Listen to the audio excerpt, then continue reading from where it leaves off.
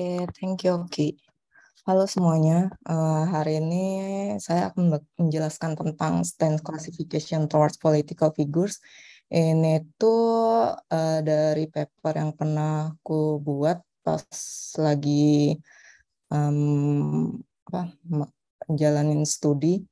Jadi untuk pertama-tama perkenalan lagi nih tentang aku. Jadi dulu kalau dari education aku kuliahnya dari USU, kalau S1-nya Information Technology, terus S2-nya di UI. Jadi paper yang bakalan kujelaskan ini saat aku menempuh di kuliah S2 ini. Untuk experience sendiri, ya yang kayak tadi Oki bilang, jadi fintechnya tadi itu dari link aja, jadi aku kerja di link aja sebagai AI ML scientist gitu. Nah, langsung ini apa aja sih yang bakal aku jelaskan untuk materi hari ini. Jadi saya akan jelaskan mengenai stance classification itu apa artinya, terus apa sih perbedaannya dengan kayak sentimen analisis dan lainnya, terus kegunaannya itu apa gitu. Yang kedua itu karena ini dari paper, jadi saya juga bakalan ngebahas gimana sih cara untuk building datasetnya. Tapi itu bakalan secara singkat aja gitu. Terus karena ini tentang text classification, jadi kita bakalan tahu nih fitur-fitur apa aja sih yang digunakan. Jadi preprocessingnya apa. Terus karena di paper ini waktu itu masih menggunakan traditional machine learning, jadi bakalan langsung hands-on aja gitu. Terus ke depannya nanti kalau kalian bakalan melakukan task ini misalnya bisa menggunakan metode apa aja gitu. Untuk pertamanya itu ini ada disclaimer nih. Jadi untuk sesi ini tuh murni kita hanya sharing ilmu aja. Jadi nggak ada bermaksud untuk menjatuhkan atau mengunggulkan kandidat atau politikus tertentu. Jadi adapun beberapa nama politikus yang termention dalam sesi ini tuh hanya sampling data saat kami saya dan teman-teman dulu melakukan riset ini dan mempublish paper ini. Jadi mungkin saat itu ada mengandung bias sampling, jadi hal-hal tersebut itu nggak termasuk dalam pokok pembahasan gitu. Oke, jadi ini masuk stance classification. Apa sih itu stance classification? Jadi stance classification ini berhubungan dengan opinion mining dan sentiment analysis. Jadi taksnya itu kita itu mendetek sebuah artikel atau sebuah kalimat untuk mendapatkan apakah artikel tersebut itu mendukung atau ada konten mendukung dan against gitu. Tapi di dalam stance classification itu ada namanya target, terus berdasarkan topik apa gitu. Jadi di sini apa sih perbedaannya dengan sentimen analisis gitu. Kalau sentimen analisis, kita kan seperti yang kita tahu kalau sentimen analisis itu label-labelnya itu kayak ada positif, negatif, sama netral. Jadi sentimen analisis itu kita ketahui berdasarkan kata-kata yang terkandung dalam sebuah dokumen, sedangkan stance detection ini berdasarkan point of view dari si penulis. Si penulis ini maksudnya si pemilik artikel ataupun si pemilik kalimat gitu. Jadi apa sih kegunaan untuk stance classification? Stance classification ini lebih kebanyakan di area politik gitu. Jadi untuk mengetahui apakah si penulis ini kira-kira mendukung atau tidak mendukung gitu terhadap seseorang atau target yang kita bilang. Jadi di dalam stance classification ini kita itu ada representasi target dalam sebuah event gitu. Jadi ketika kita punya beberapa dokumen, itu kita memisahkan dokumen-dokumen itu berdasarkan targetnya. Misalnya ada target kayak nama politik, misalnya nama politikus, misalnya kalau yang di paperku itu kayak ada namanya Ahok, Jokowi, ada Ridwan Kamil juga, terus ada beberapa yang lain gitu. Terus eventnya apa pada saat tahun 2018 kan, tahun 2019-nya ada ini ya, acara politik gitu.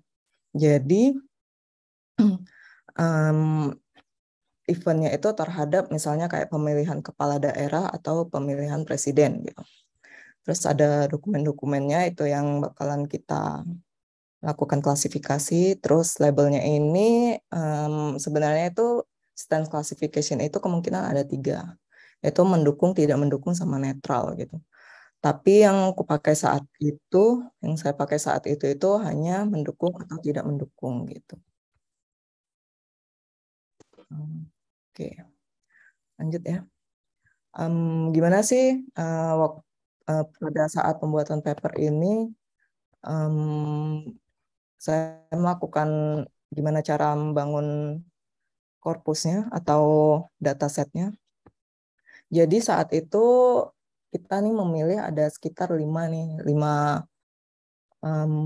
politikus yang lagi panas pada saat itu gitu. Yaitu ada Ahok, Jokowi, Prabowo, terus ada AHY, Agus Harimurti Yudhoyono. Saat itu kan dia pindah haluan dari TNI ke menjadi apa, calon gubernur saat itu. Terus ada Ridwan Kamil. Terus kita kayak crawling data-data itu, waktu itu kita crawlingnya dari blog Kompasiana. Jadinya tentang si kelima tokoh ini.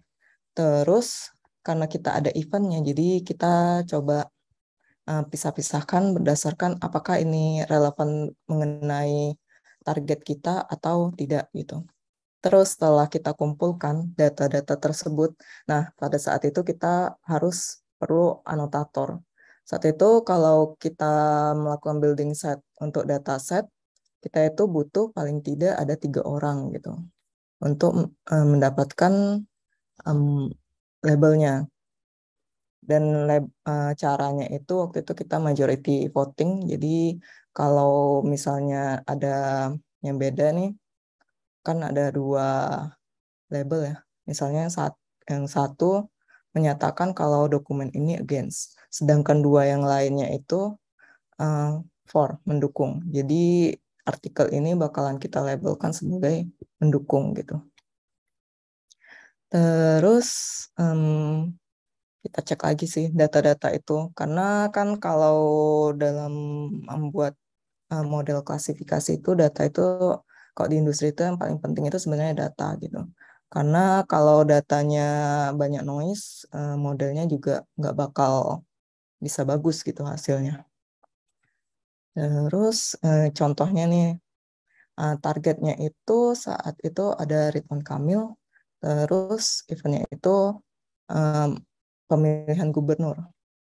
Jadi misalnya ada sebuah dokumen seperti ini, wah kita lihat ternyata di dalam kalimat ini dia ada kata-kata kayak nomor urut 1, insya Allah juara 1 gitu.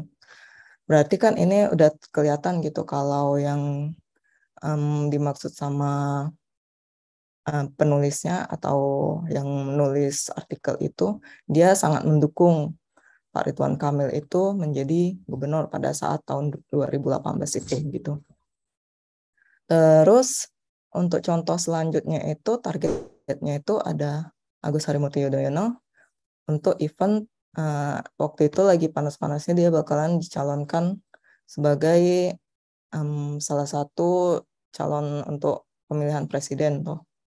Terus ada nih yang nulis untuk tahun ini lalu dia ini kalau dilihat dari sentimennya itu kan kayak sentimen positif ya.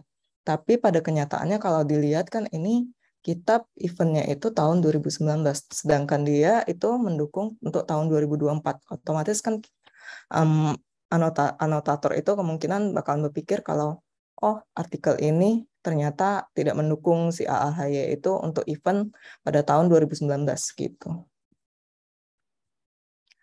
Nah, setelah kita mendapatkan datasetnya udah terbuat nih datasetnya. Jadi kita mau buat modelnya. Nah, untuk modelnya itu saat itu aku memilih untuk preprocessingnya itu ada n-gram fitur, sentimen leksikon, sama ortografi. Jadi untuk teman-teman yang udah tahu apa itu n-gram, mungkin ini ya udah banyak yang tahu. Kalau yang belum tahu itu n-gram itu kayak sequence word, terus n-nya itu menunjukkan total word-nya, total kata. Misalnya kalau sebutan unigram itu berarti ada satu kata atau satu karakter. Misalnya ada kalimat saya membaca buku. Jadi untuk unigramnya itu ada kata saya, membaca, sama buku. Sedangkan untuk karakternya itu S, A, Y, sama A. Terus kalau misalnya bigram nih, N-nya kan N, N-gram, kalau bigram itu 2.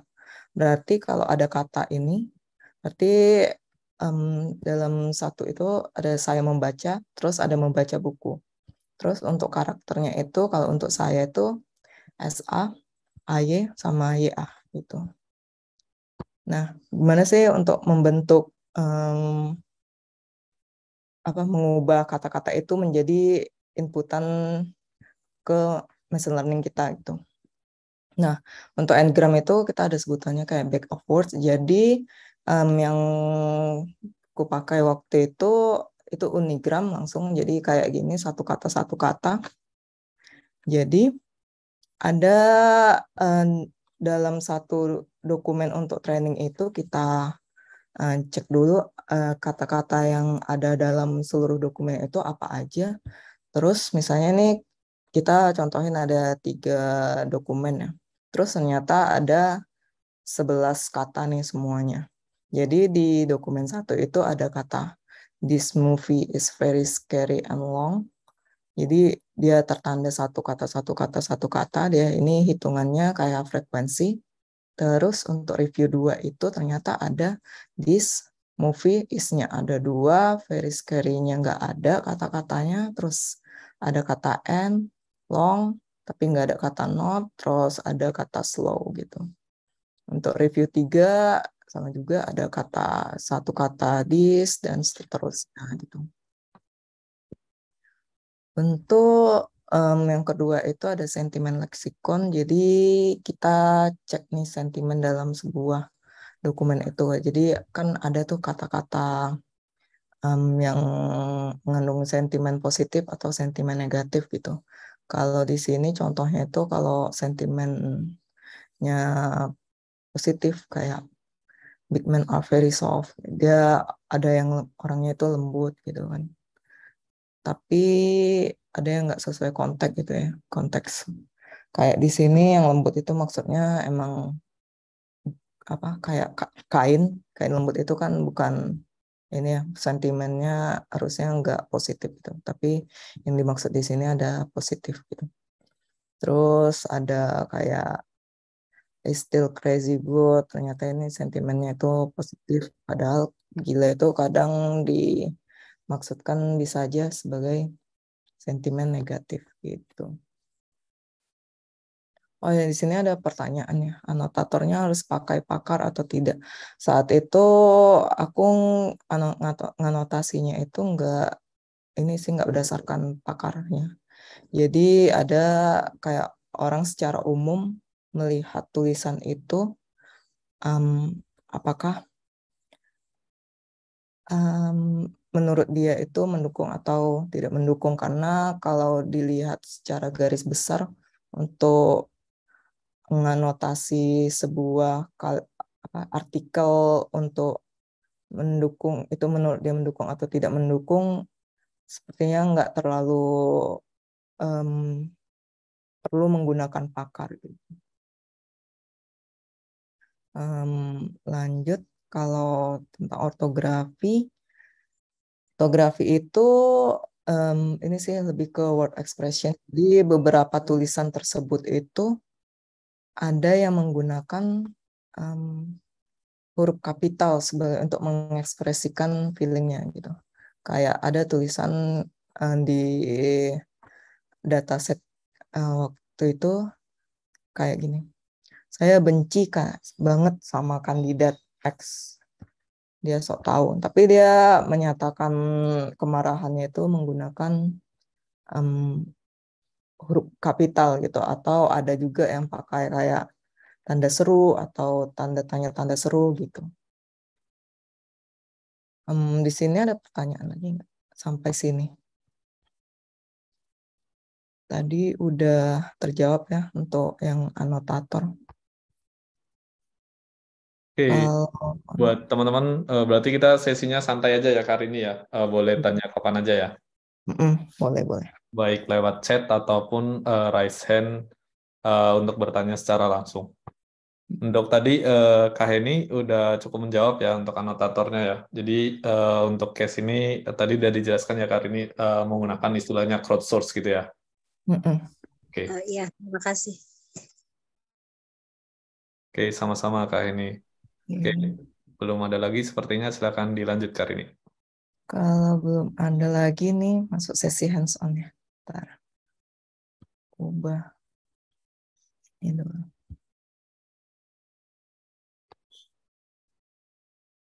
Udah kelihatan ya semuanya. Ini bisa di... Oke. Nah, untuk sesi hands on-nya ini seperti yang kita biasa lakukan ya kalau melakukan eksperimen, itu import dulu library-library yang kita gunakan. Terus untuk di teks ini kita punya namanya pre-processing gitu. Pre-processing data apa aja sih yang kita lakukan? Jadi ada namanya stop words. Jadi di sini kita coba untuk ngedelete kata-kata stop word itu kayak kata-kata yang umum yang pasti akan muncul di setiap dokumen kayak kata yang, dan, terus atau, dan itu meaningless. Jadi nggak ada artinya gitu. Kalau di sini tuh waktu itu aku pakai dari ada sih di GitHub dari eh,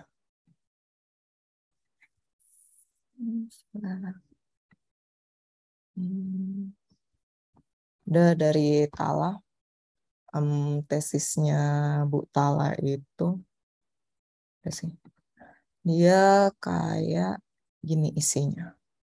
W1 2 ribu juta ada dan seterusnya. Jadi dari kata-kata ini terus kita coba nih hapus kata-kata tersebut untuk stop word-nya. Terus untuk preprocessing-nya ada lagi tuh kayak di dataset kita sendiri itu kayak ada links, terus ada kayak simbol-simbol yang bisa mengganggu saat kita melakukan tokenisasi. Tokenisasi itu jadi ada dokumen, jadi kita mau coba memisahkan dokumen kata-kata tersebut menjadi satu kata yang kayak yang saya tunjukkan tadi itu di saat melakukan fitur extraction back of words gitu. Terus ada beberapa kata yang kita coba digabungkan.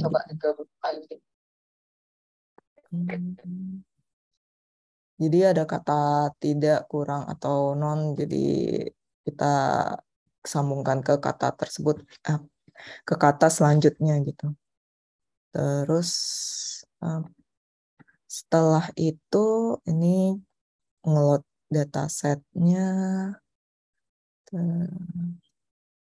Terus kita coba nih lakukan preprocessing yang kayak saya tadi katakan. Ini kayak biasa ya, yang nol datanya itu kita hapus, terutama yang kalau artikelnya itu ternyata nol atau emang nggak ada datanya. Terus untuk fitur engineering-nya tadi, ini itu untuk back words kita untuk ngubah ke fitur ngram. Di sini ada kombinasi juga untuk mengkombinasikan fitur-fitur kayak ngram tadi sama ada untuk sentimen sama untuk ortografi. Kalau sentimennya sendiri itu, jadi kita punya tadi ada resource antara dokumen untuk kata-kata yang mengandung sentimen positif sama sentimen negatif. Ini contohnya kalau sentimen positif itu kayak ada kata diakui, penghargaan, kecerdasan, kekabungan. Dan lainnya itu sekitar ada di sini tuh cuma ada 415 data sih. Itu tuh ini kita ambil dari papernya Mbak Clara Fania. Jadi itu yang kita ambil dari data untuk mana sih kata positif yang mengandung sentimen positif itu kita ambil yang udah di-build gitu. Yang emang itu kata-kata mengandung sentimen positif karena untuk menyatakan oh kata ini kemungkinan mengandung sentimen positif atau sentimen negatif itu juga ada sih penelitiannya. Jadi kita nggak bisa sembarangan juga untuk menyatakan oh ini kayaknya kata-katanya itu mengandung sentimen negatif atau sentimen positif gitu. Jadi kalau bisa menggunakan yang udah ada dan emang terpublish gitu. Untuk ortografinya sendiri, ini kita ambil untuk yang ada kayak tanda tanya atau tanda seru atau huruf kapitalnya itu dihitung. Rata-rata pakai frekuensi sini. Ini juga pakai frekuensi. Jadi sebelum memasukkan ke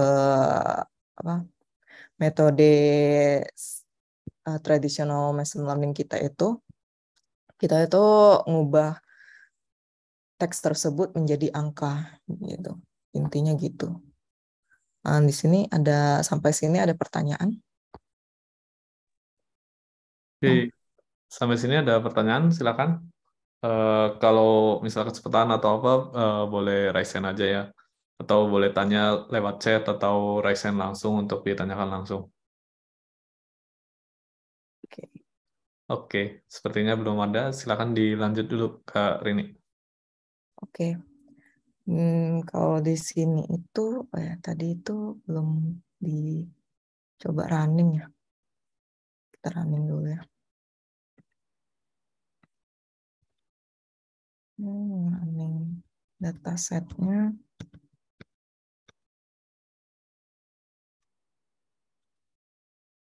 Jadi kalau awalnya kita lihat ya kalau sebelum di cleaning itu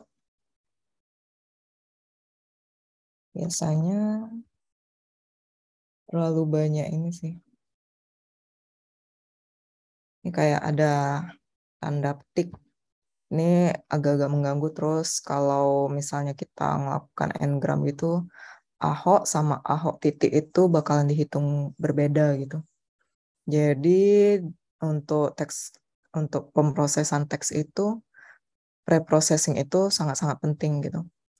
Sebenarnya ini juga bisa sih dipakai kayak ada misalnya kita pakai kamus alay atau dilakukan cari kata-kata yang harusnya itu kayak ada sinonimnya gitu. Itu bisa sih. Tapi kalau di sini karena kemarin itu mempertimbangkan kalau kata-kata yang ditulis itu kemungkinan kata-katanya banyak formal gitu. Jadi tulisannya itu sangat rapi karena rata-rata yang kita ambil itu source-nya itu dari blog. Beda kalau misalnya data yang kita pakai itu dari kayak Twitter. Kalau dulu kan Twitter crawlingnya gratis ya. Kalau sekarang saya kurang tahu karena udah hampir nggak pernah main ini ya, pemrosesan teks dari Twitter.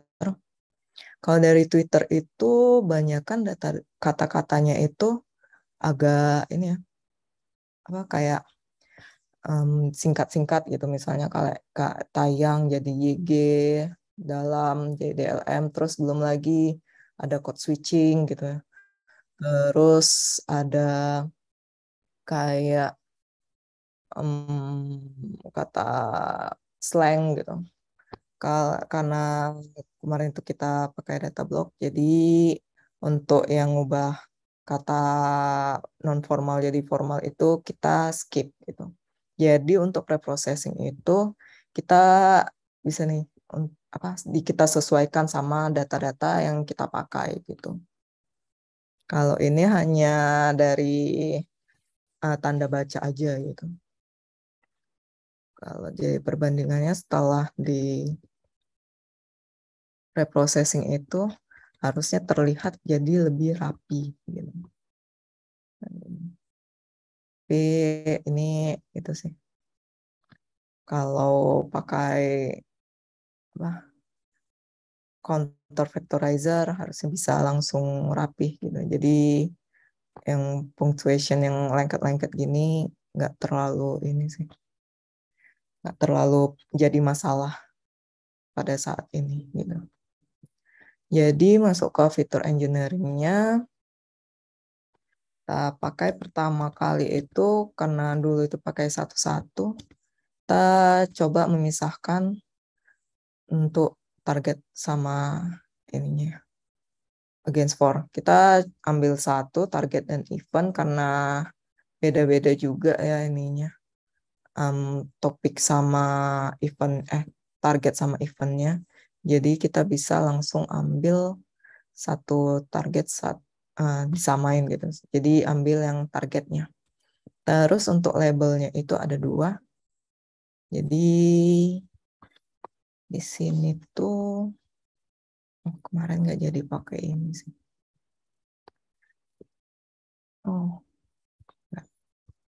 kita coba untuk fitur extraction-nya itu berdasarkan binary aja gitu. Jadi kalau binary itu antara ada kata ini di dokumen ini atau enggak gitu. Jadi untuk yang unigram itu kodenya itu 1,1, kalau bigram itu 2,2 gitu.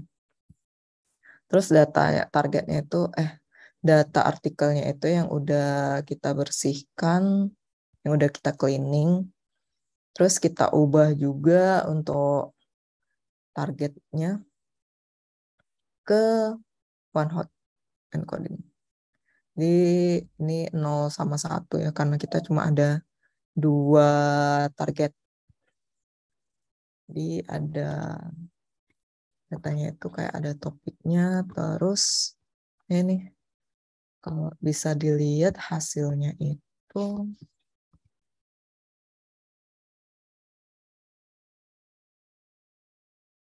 jadi kayak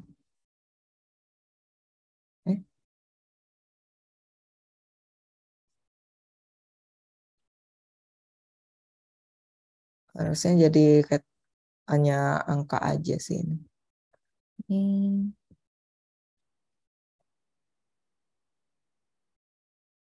Oke, ada pertanyaan nih dari Kak Heni lagi. Kak Heni, tadi kan dataset terkait dataset nih. Kalau data komentar YouTube boleh nggak sih? Boleh aja sih, tapi kan kalau di paling kita ini sih pilih-pilih lagi untuk datanya. Karena ada beberapa kayak komentar di YouTube itu kan kayak ada spam. Terus emang ada yang kalau spam itu kan ada lagi ya treatmentnya gitu. Terus kalau ada ini kayak oh saya mendukung si ini tuh bisa gitu menjadi dataset untuk stance-nya gitu. Oke, Paling kayak ya, paling kita ini sih emang kalau stance detection itu harus kita tentukan itu tentang siapa gitu. Kita ada targetnya, kira-kira itu tentang siapa. gitu. Oke, berarti kayak butuh filter khusus ya. Jadi karena kan kita nggak bisa by query ya kalau kalau YouTube tuh ya. Iya. Jadi ya Terus gimana? terus untuk preprocessingnya itu yang kayak tadi ada bersihkan kayak link-linknya atau apa, kayak ada tanda baca yang nggak penting, atau kalau komentar-komentar gitu kan biasanya pakai yang hampir sama ya kayak Twitter gitu. Kata-katanya juga ada yang slang, ada yang code switching gitu. Jadi lebih banyak gitu kemungkinan preprocessingnya. Kecuali kalau kita memakai metode yang lain gitu, yang udah mendukung ada kata-kata tersebut gitu. Kalau untuk kayak traditional machine learning itu kan kata-kata yang kita pakai itu tergantung sama kata-kata yang ada di dataset training kita gitu. Jadi ini tuh kalau di ke arah kanan itu kan berarti sebanyak kata yang dikandung di dataset training kita gitu. Jadi kalau saat testing itu kata itu nggak ada, berarti nggak bakal masuk gitu ke dalam si apa vektor kita gitu. Itu sih kalau kelemahannya di tradisional machine learning itu gitu. Ini untuk satu fitur aja kita di sini aku pakai multinomial naik bias, bisa pakai naik bias biasa juga sih karena kan cuma 2 ya. Terus ini di split dulu untuk data trend sama untuk data testnya supaya kita bisa melakukan evaluasi gitu. Tuh evaluasinya sendiri ini sebenarnya kurang bagus ya hasilnya. Karena yang kita gunakan itu datanya kebanyakan imbalance, terus datanya itu juga sedikit gitu. Jadi untuk variasi kita menebak kita modelnya itu kayak memprediksi labelnya itu jadi agak kurang bagus gitu. Karena biasanya kalau untuk teks itu selama yang saya kerjakan itu bisa sampai sekitar di atas 1000-an gitu untuk satu label gitu. Kalau mau hasilnya agak bagus. Jadi ini hasilnya berdasarkan si target-targetnya. Ini paling bagus ada 0,67, 1 itu 0 itu for, 1 itu against, masalah. Against itu 0, 1 itu mendukung.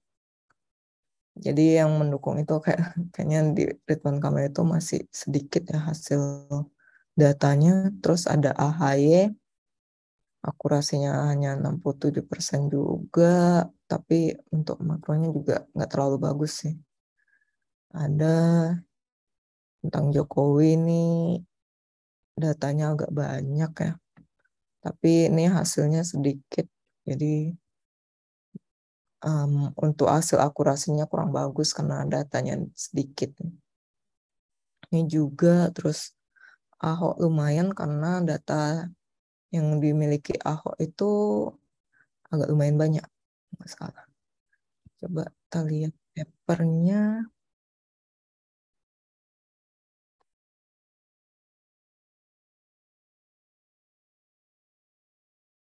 Ya.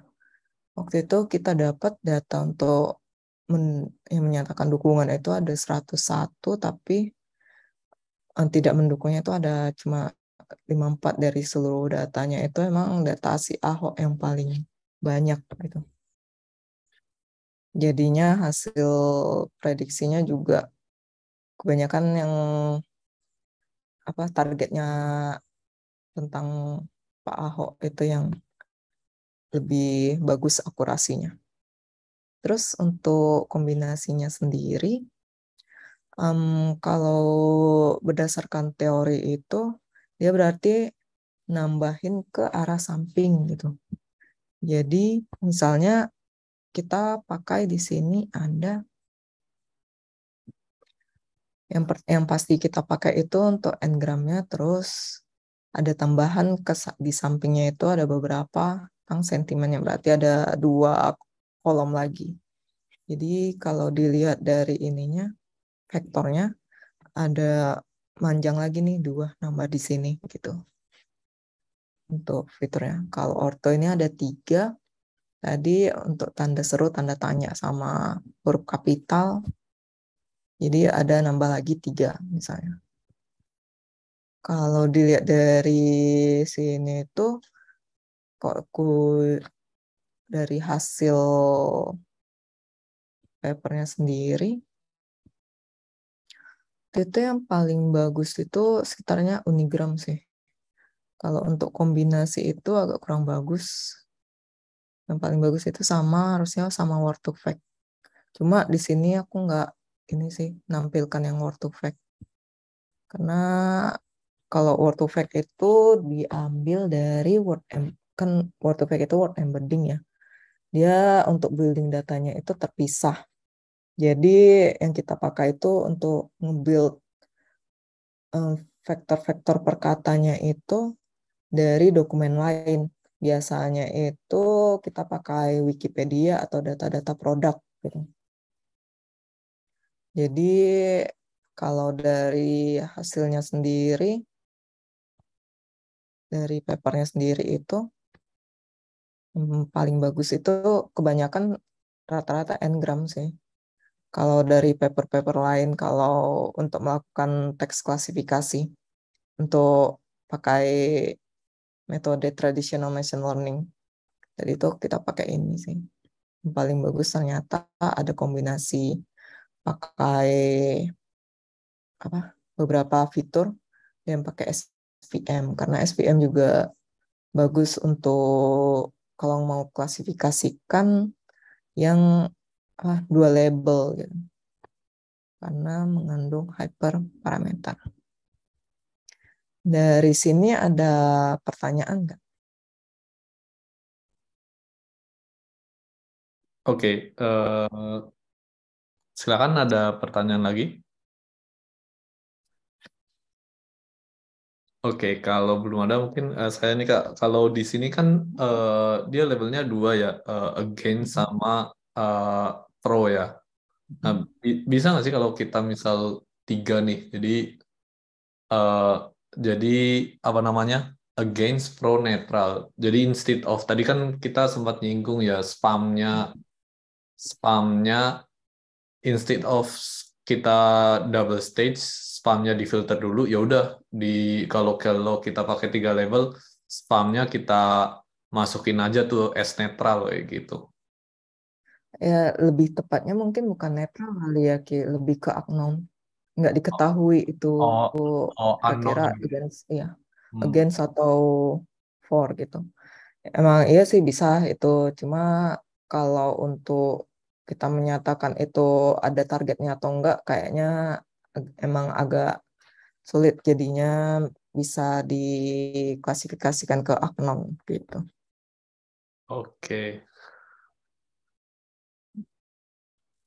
Ada lagi pertanyaan? Kalau nggak ada, lanjut lagi ya.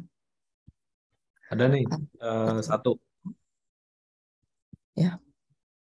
Maaf Kak, untuk Oh, teks preprocessing ini apakah tidak memerlukan stemming? nah, kalau stemming itu kan kita tahu untuk ini ya, mencari root kata. Nah, waktu itu em, saat melakukan eksperimen itu, kita udah coba nih untuk melakukan stemming. Ternyata saat itu hasilnya nggak terlalu bagus gitu. Jadinya pada case itu kita nggak pakai em, untuk pre-processingnya itu kita nggak pakai stemming gitu. Karena hasilnya itu nggak terlalu bagus gitu. Tapi bisa aja untuk case lain mungkin bisa kali ya, lebih malah jadi lebih bagus. Cuma untuk case yang kulakukan ini hasilnya ternyata nggak lebih bagus daripada tidak melakukan stemming gitu. Oh, oh untuk ini ya. perbedaannya tadi ya. Nah, kalau perbedaannya tadi itu kembali ke contoh ini sih. Jadi itu karena kita ada target sama eventnya, jadi itu kita berdasarkan si target itu untuk melakukan anotasinya. Jadi kalau kita lihat ini kan tahun 2024 dan semuanya itu kita bisa simpulkan kalau ini mengandung sentimen positif. Tapi yang kita maksud itu eventnya kan tahun 2019. Otomatis saat kita baca secara tersirat, kalau si penulis itu nggak mendukung untuk si AHY ini maju di tahun 2019 gitu. Jadinya stance-nya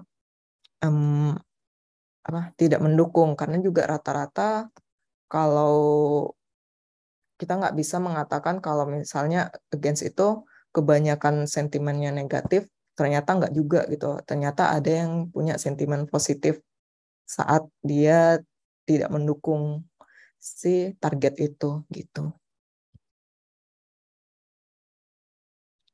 Iya, target itu tokoh saat di eventnya. Jadi saat untuk task yang saya lakukan itu kita ada 2 pertimbangan. Jadi target based on event gitu. Gitu, Mbak. Iya, lebih spesifik.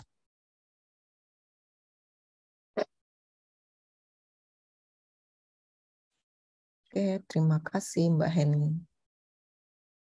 Ada lagi pertanyaan? Jadi emang bedanya karena targeted itu ya Kak ya. Jadi misal sebenarnya bisa aja orang sentimennya pro nih, stance-nya pro, tapi sentimennya negatif. Misal kayak, oh saya ngedukung calon A, tapi saya ragu dia bakal menang karena kurang terkenal gitu kali ya, Iya, contohnya. Jadi dia contohnya yang sebenarnya satu. stance-nya pro, cuma sentimennya jadi negatif gitu ya. Padahal dia mendukung gitu.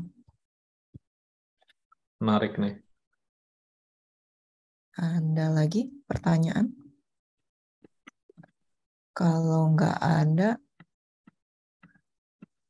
ini tuh karena kita melakukannya dengan dataset sedikit, saat itu emang sih ada metode-metode lain tuh yang lebih yang state of the art, kayak menggunakan deep learning atau menggunakan BERT gitu. Tapi pertimbangan kita saat itu karena datanya sedikit, jadi agak terlalu over kalau misalnya pakai deep learning gitu. Misalnya kalau kalian punya data yang lebih banyak gitu, bisa aja pakai deep learning dengan inputan itu ada one hot encoding atau word to fact. Terus ada juga bisa nih pakai BERT, yang kan ada juga ya BERT yang bahasa Indonesia. Untuk one hot encoding misalnya untuk sebagai inputannya deep learning, ini kan dia juga berdasarkan kayak kata yang terkandung di dalam satu training setnya itu ada kata apa aja gitu. Jadi dia kayak lebih banyak tuh nolnya, 1000. Jadi kalau misalnya di data tesnya misalnya nggak ada kata dia ada kata yang nggak ada di sini tuh, jadi itu nol semua gitu. Kemungkinan bisa jadi nol semua katanya. Jadi kebanyakan kalau pakai deep learning untuk kategori untuk case text ini lebih banyak pakai word to fact. Jadi kalau word to fact itu pasti dibangun dari data yang berbeda gitu daripada data yang kita pakai di training. Rata-rata itu word to fact itu di-build pakai data Wikipedia atau data lainnya. Kalau dari Stanford sendiri saat itu word to fact itu di-build pakai data-data dari Wikipedia juga ada, terus ada juga data-data dari Twitter. Jadi mereka ngumpulkan kayak ada beberapa miliar kalimat atau vocabulary, terus dilakukan tuh perhitungan. Itu bisa dibaca di papernya tentang Mikolov ya, nggak salah untuk papernya Word to Fact. Jadi kita bisa tuh pakai yang udah ada. Kalau dulu itu Word to Fact yang bahasa Indonesia itu yang aku pakai dari ini sih yang udah dibuat dari rekan aku. Kalau kemarin hari Minggu ikut mungkin kenal orangnya yang Mbak Kumaisa Nur Aini, Mbak Aini. Dulu itu aku pakai Word to Fact yang dibuat sama dia gitu. Jadi bisa kalau bisa digunakan pakai Word to Fact aja gitu. Kalau untuk text classification gitu, untuk data inputnya. Alasannya itu karena kalau one hot encoding itu karena banyak nolnya, jadi datanya itu terlalu sparse, terus dimensinya itu terlalu tinggi. Terus hardcode itu maksudnya itu jadi kata-kata yang bisa ada angka satunya itu kalau kata-katanya itu pasti ada di training set.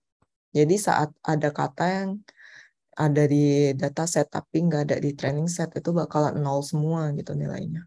Sedangkan kalau Word pakai Word embeddings karena dibangun dari dokumen yang berbeda, terus lebih banyak lagi kata-katanya. Jadi kemungkinannya itu datanya itu bakalan dense, terus lower dimensional karena kita bisa ngeset dimensinya itu mau 100, 200, atau 300. Rata-ratanya itu kita pakai 300 gitu.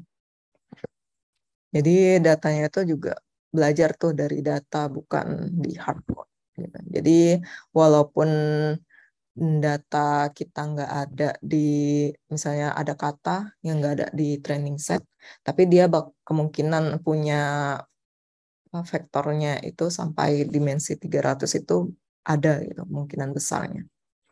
Gitu. Terus ada nih BERT juga. Bisa dilihat ya di Toward Data Scientist. Jadi itu lebih ini lagi, kalau BERT lebih kompleks lagi. Kalau dulu itu hanya kayak sampai kayak RNN misalnya cuma ada satu layer atau dua layer. Kalau di BERT itu deep learning-nya lebih kompleks lagi, bahkan sampai ada layer attention-nya gitu. Kalau yang pernah ini metodenya itu mungkin aku nggak terlalu menjelaskan metodnya kali ya. Ini metodenya juga hampir sama kayak deep learning, jadi layer-layernya itu lebih banyak gitu. Karena kita lebih ke ke fitur extraction-nya ya. Untuk menjelaskan fitur extraction-nya aja ini. Jadi kalau BERT itu, kalau yang bahasa Indonesia itu lebih beragam, dia ada data-data dari kayak Twitter, hampir sama sih sebenarnya sama Word to Fact, cuma lebih kompleks lagi gitu. Kalau ditanya lebih bagus mana sih, pakai traditional machine learning atau deep learning atau pakai BERT? Kalau yang dari pengalaman aku itu kita kalau bisa traditional machine learning aja, pakai traditional machine learning aja, karena kalau di industri itu kita kalau ngeprediksi sesuatu itu pertimbangannya itu kayak ada latensinya. Jadi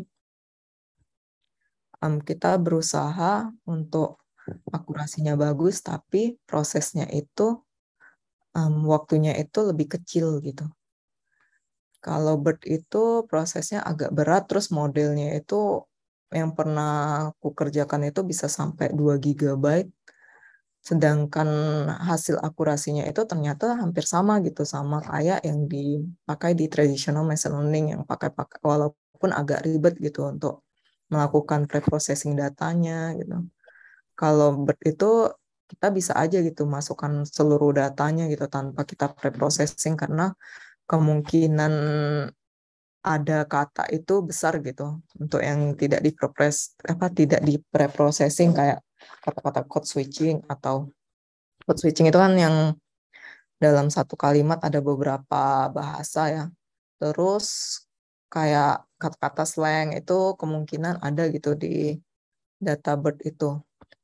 Sama kayak data yang di word embeddings, tergantung building data word embeddingsnya itu dari mana gitu.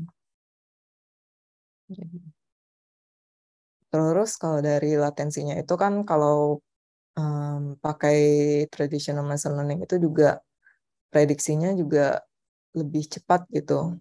Bisa beberapa milisecond untuk satu kali prediksi. Sedangkan untuk BERT itu emang ada beberapa milisecond juga, cuma kadang terlalu berat kan. Dan kita itu kalau di industri untuk ngebuild modelnya itu kadang ada limitasi untuk infrastrukturnya gitu. Jadi kalau bisa yang menghasilkan akurasi yang lebih bagus, atau misalnya advance cornell lebih bagus gitu, atau model berbagai metrik evaluasi yang lain itu lebih bagus daripada yang kayak BERT atau deep learning, lebih baik digunakan yang itu aja gitu. Gitu. Oke. Ada pertanyaan lain? Ini ada pertanyaan tentang datasetnya lagi ya. Kalau dataset kita berasal dari Twitter, YouTube, dan lainnya menggunakan bahasa non-formal, apakah sebaiknya word embedding yang kita training murni dengan data yang karakteristiknya sama? Kalau bisa sih kayak gitu sih, Mbak. Karena kalau misalnya bahasanya yang kita pakai itu formal untuk word embeddingnya, kemungkinan akurasinya itu nggak sebagus yang kayak data word embedding yang di training dengan karakteristik yang sama itu, kemungkinannya itu kecil dapat lebih bagus gitu dengan karakteristik yang sama kalau data-datanya itu. Karena um, perlu effort lagi gitu kalau misalnya kita nge-training data Twitter tapi pakai word embedding yang kita build dari misalnya Wikipedia. Kita pasti perlu effort lagi tuh untuk melakukan normalisasi teksnya gitu, untuk kayak ini kita cari sinonimnya yang kemungkinan muncul, atau itu kayaknya ini kata-katanya informal, terus kita harus mengubah lagi kata-katanya ke yang formal kayak kata-kata slangnya gitu. Terus um, kayak kalau yang code switching itu kita harus kayak terjemahin lagi gitu. Jadi emang lebih bagus kalau word embedding yang kita pilih itu berdasarkan karakteristik yang data karakteristik yang bakalan kita training gitu, atau yang bakalan di testing juga gitu. Gitu. Ada pertanyaan lagi? Oke, sama-sama Hana. Mbak Hana. Oke, ada pertanyaan lagi?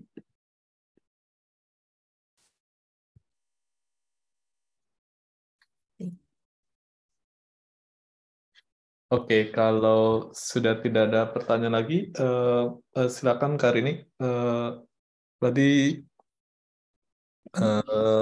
kita udah penghujung acara ya, sudah dijelaskan semua tadi ya. Ya. Oke, ya mungkin satu atau dua kata penutup dan dari Kak Rini dan teman-teman jangan lupa tolong on cam ya untuk kita sesi dokumentasi. Silakan Kak Rini. Oke. Thank you semuanya udah hadir di acara ini. Jadi kalau misalnya untuk melakukan teks klasifikasi, misalnya kayak stance itu, kalau stance itu kan kayak yang tadi ditanya apa sih bedanya sama sentimen, itu berdasarkan si target sama point of view si penulis gitu. Beda sama kayak sentimen, itu kan sentimen berdasarkan kalimatnya gitu untuk menentukan positif sama negatif gitu. Terus kalau metode-metode yang kita pakai itu juga berdasarkan keperluan kita. Misalnya kalau bisa machine learning aja juga ya udah pakai machine learning aja gitu. Kalau nggak terlalu bagus ya udah baru bisa pakai yang lebih advance gitu. Karena juga kadang kan yang kita perlukan itu juga lebih ke hasilnya kalau misalnya kita mau menerapkan ke industri gitu. Gitu. Itu aja sih kalau dari aku. Tapi untuk semuanya thank you ya udah datang. Semoga bisa sharingan yang ku berikan hari ini bisa berguna dan bisa cara jelas tersampaikan ke teman-teman sekalian. Itu aja sih. Kembali ke Oki. Thank you semua. Oke, thank you banget nih Karini sudah menjabarkan. Jadi kita lebih jelas ya karena memang kadang nih orang agak misconception antara sentimen dan stance ini. Padahal ternyata kita beda ya. Kalau stance itu kita targetnya udah jelas. Oke, thank you banget untuk hari ini sudah berkenan menyampaikan materinya untuk kita semua. Semoga bermanfaat bagi kita semua. Terima kasih. Akhir kata, kurang lebihnya mohon maaf. Kami tutup. Wassalamualaikum warahmatullahi wabarakatuh.